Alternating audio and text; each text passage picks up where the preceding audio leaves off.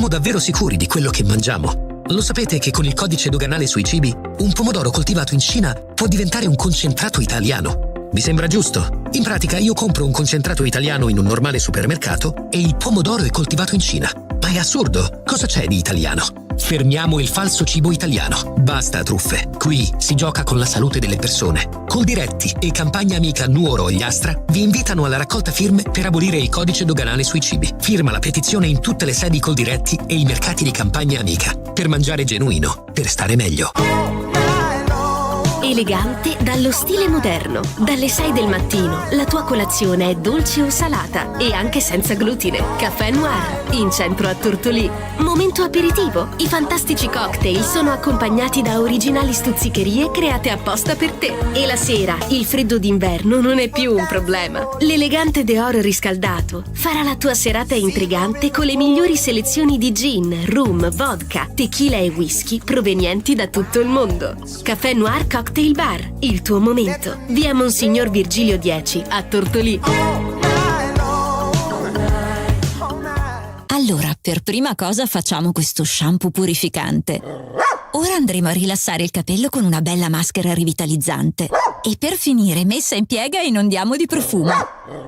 Ma certo, abbiamo pensato anche a te. Amy Beauty Air presenta la nuova linea dedicata ai tuoi amici a quattro zampe. Shampoo e balsamo per un effetto davvero wow. Acquistali da Amy Beauty Air, via Macomer 1 dietro Banca Intesa a Tortolì. 0782 62 36 84.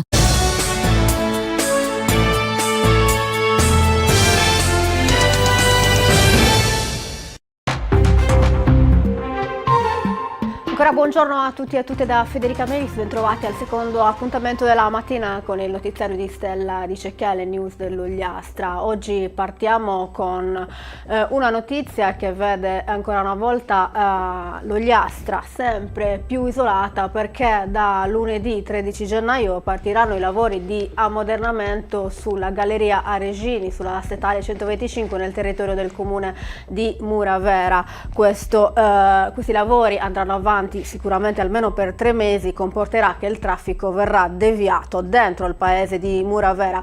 Ciò cosa vuol dire? Si allungheranno ancora di più i tempi di viaggio per i pendolari, per i lavoratori, e poi in caso di emergenza il sindaco di Barisardo ha scritto ad ANAS e a Regione, ha ritenuto intervenire ancora una volta sulla drammatica e oggettiva condizione di isolamento dell'Ogliastra, per capire insomma se sono state valutate attentamente tutte le conseguenze. Ma per parlarne meglio abbiamo proprio al telefono con noi il sindaco di Barisardo, Ivan Mameli. Buongiorno sindaco.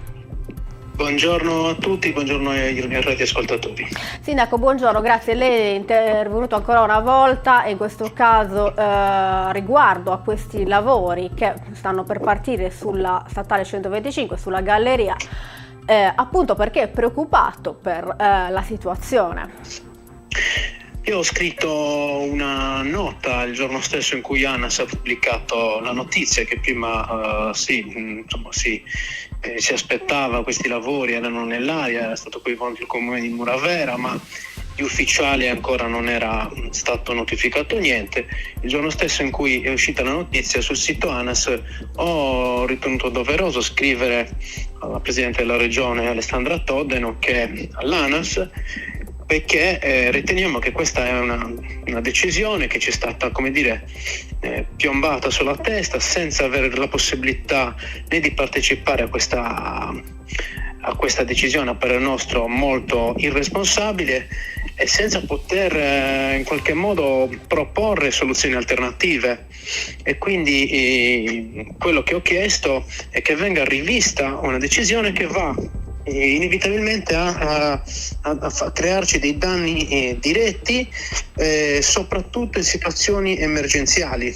Immaginiamo cosa possa succedere, questo prolungamento di percorso, queste perdite di tempo in caso di emergenze di tipo sanitario, con patologie a tempo dipendenti. Sappiamo benissimo che il reparto nascita dell'ospedale di Nausea è chiuso, e quindi cosa potrebbe succedere in caso di emergenza delle nostre gestanti, come è già successo. Sono tutte domande a cui ho chiesto delle risposte. Se è previsto un piano di emergenza, quindi vi farò sapere nel momento in cui avremo delle risposte, ma dubito veramente se non sono state valutate. Perché lei ha fino ad chiesto oggi. anche se avessero valutato la possibilità di eseguire i lavori in notturna, come accade in molti, dovrebbe accadere in molti cantieri, appunto per evitare disagi. Questo non è stato preso in considerazione. Allora, i lavori notturni ANAS li fa regolarmente su tutto lo stivale, in particolar modo lo fa nelle gallerie, l'avrebbe potuto fare, lo può fare anche in una strada che non è così, soprattutto in questo periodo non ha un'affluenza esagerata, e quindi i lavori notturni sarebbero più che auspicabili, ma ancora una volta, insomma, mi viene preso delle decisioni a nostro discapito, senza neanche che possiamo dire la nostra, cioè proprio è questa l'assurdità. Esclusi, Teniamo presente quindi. teniamo presente che lo Iastra è nella cartina geografica della Sardegna, è la zona della Sardegna più isolata in assoluto. L'infrastruttura, questa che definiamo nuova, ma di nuovo a parer mio a poco, che è la 125 VAR, forse andava progettata un po' meglio, visto anche i tempi odierni. Teniamo presente che è ancora un cantiere, che c'è un lotto che ancora non è partito, l'ultimo lotto, che è una strada che in teoria poi servirebbe anche un collegamento con la 389, ma la stiamo aspettando da 30 anni. Abbiamo situazioni oggettive di isolamento che non sono sopportabili ulteriori misure che ci portano a isolarci ulteriormente. Cioè, non stiamo parlando di una situazione ordinaria, stiamo parlando di una situazione, la nostra, che è già estrema. Certo. Anche perché i lavori, se non sbaglio, dovrebbero, da cronoprogramma, dovrebbero effettuarsi in 3 mesi, quindi stiamo parlando che si andrà a metà aprile con questo tratto di strada chiusa. Sempre se i tempi vengono rispettati, se i tempi non vengono rispettati potremmo arrivare alle porte della stagione. Sappiamo che la strada è super trafficata, ovviamente, quindi insomma si aggrava ulteriormente il problema, si aggraverebbe. Allora, guarda, i lavori pubblici, Federica, sono spesso e volentieri sono anche un po' un imprevisto, nel senso che la previsione di 3 mesi è comunque una previsione, certo, fondata ovviamente su un cronoprogramma dei lavori, ma teniamo presente che comunque è una previsione. Io mi auguro che venga rispettata, anzi che finiscano anche prima, ma spesso non accade questo, il che comporterebbe una situazione di ulteriore disagio. Ma c'è gente che percorre quella strada ogni santo giorno, chi per lavoro, chi per necessità di tipo sanitario. Teniamo presente che è una strada in cui tutte le gallerie non c'è un segnale per i telefoni, è anche quello una situazione di pericolo, perché cosa succede nel caso di un incidente in galleria? Spesso un telefono ti salva la vita. Cioè, stiamo parlando di cose, di precauzioni, di cose che si possono fare tranquillamente. Cioè, non sarebbe la prima volta dove in una galleria il telefono prende dall'inizio alla fine della galleria. Questo non accade, ma non accade neanche durante la durata del tragitto. Cioè, sono quelle cose che secondo me è arrivato il momento di porre fine a questi disagi. Sì, quello che speriamo e ci auguriamo tutti. Intanto, Sindaco, la ringraziamo per il suo intervento, ci tenga aggiornati se mai dovesse avere, speriamo, qualche risposta, insomma, grazie. Ce l'auguriamo tutti e grazie a voi. Grazie, buon lavoro. Buon lavoro, arrivederci. Ecco, abbiamo appena concluso la telefonata con il sindaco di Barissardo, Ivan Mammeli, in merito appunto a questo disagio che inevitabilmente ricadrà sugli ogliastrini, ancora una volta, sempre più isolati. Andiamo avanti ora, cambiamo decisamente argomento, parliamo invece di un bel progetto che parte da Tortolì ma che riguarda tutta l'Ogliastra, un'opportunità concreta per garantire ai minori che necessitano di un aiuto la piena partecipazione scolastica e sociale. Questo è l'obiettivo del progetto Passi, del quale l'associazione Piccolo Principe è partner con capofila la cooperativa Schema Libero. È un progetto che è realizzato grazie ai fondi della Fondazione Con i Bambini, con la collaborazione dei partner locali, sostegno delle scuole e delle famiglie ogliastrine. Le attività del progetto sono gratuite e includono laboratori scolastici, extrascolastici, sportelli di ascolto e formazione per le famiglie, eventi sportivi, attività artistiche, incontri di formazione, insomma una serie di belle attività importanti soprattutto per questi bambini e ragazzi. Si tratta di un'opportunità che viene offerta ai ragazzi da 0 a 17 anni e ai loro genitori, spiega Barbara Prestifilippo, presidente dell'associazione Piccolo Principe. Non è necessaria una diagnosi, ma davanti al riconoscimento di un'effettiva difficoltà possiamo aiutare i ragazzi a scuola, durante le lezioni, a casa con i compiti, dare loro la possibilità di partecipare a corsi inclusivi di musica, teatro, ippica e tanto altro, tutto questo gratuitamente. Per chi volesse avere maggiori informazioni e iscriversi può contattare la Piccolo Principe al numero 348 29 75 509 oppure recarsi nella sede in viale Monsignor Virgilio 78 al primo piano il venerdì dalle 17 alle 19 o fissare un appuntamento. Andiamo avanti, ora restiamo su Tortolì perché torna il bonus bebè. La giunta comunale con una recente delibera ha approvato questo contributo straordinario per il sostegno alla natalità che è destinato ai nuovi nati o ai minori adottati nel corso del 2024. Questa misura si inserisce tra le politiche promosse dall'amministrazione comunale mirate a rafforzare il tessuto sociale e economico del territorio e a supportare le famiglie nel difficile periodo della genitorialità.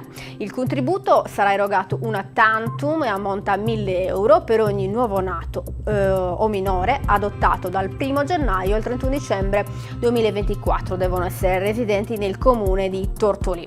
L'amministrazione con questa iniziativa, così come già fatto lo scorso anno, dice il sindaco Marcello Ladu, vuole dare un segnale forte di sostegno alle famiglie e alla natalità. Vogliamo dare un segnale concreto che miri a migliorare la qualità della vita delle famiglie, contribuendo a garantire un futuro migliore alle nuove generazioni.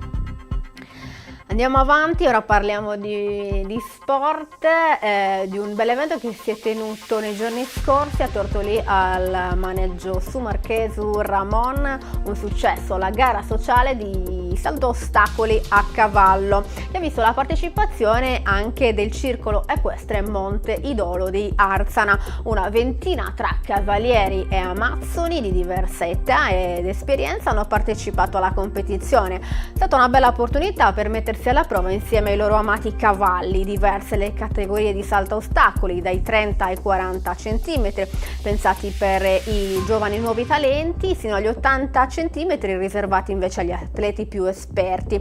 Proprio in questa categoria si è distinto Simone Mulas, 15 anni, con la sua affidata cavalla Lady. Una gara che ha visto confrontarsi atleti di diverse età ed esperienze, ma che condividono la stessa passione, hanno detto gli organizzatori, mettendo in risalto una sana competitività e soprattutto l'impegno nel lavoro con i cavalli. I complimenti vanno tutti ai giovani cavalieri amazzoli che hanno partecipato per la loro dedizione, maturità e amore dimostrato per questi splendidi animali. E ora chiudiamo con un'iniziativa che promuove la Proloco di Urzulei, ovvero i corsi di ballo sardo destinati all'intera popolazione. Questo perché? Perché le tradizioni, dicono, promuovono un senso di comunità e sono per questo una bellezza da conservare. Facciamo sì che queste vengano tramandate alle nuove generazioni. Il corso partirà nel mese di febbraio. L'idea è quella di creare due gruppi differenti, uno per gli adulti e uno per i bambini, In base al numero di adesioni si potranno valutare più gruppi. Gli interessati possono contattare la Proloco all'indirizzo email proloco.ursulei@libero.it e mandare la propria adesione entro il 25 gennaio 2025. Questo è tutto per oggi, chiudiamo così il nostro notiziario, ma prima di lasciarvi vi ricordo l'appuntamento di domani, sabato alle 11 c'è Librarium con la nostra Giusy Ferreli e il suo ospite. Noi torniamo invece lunedì, quindi grazie per averci seguito e grazie alla regia di Roberta Lui.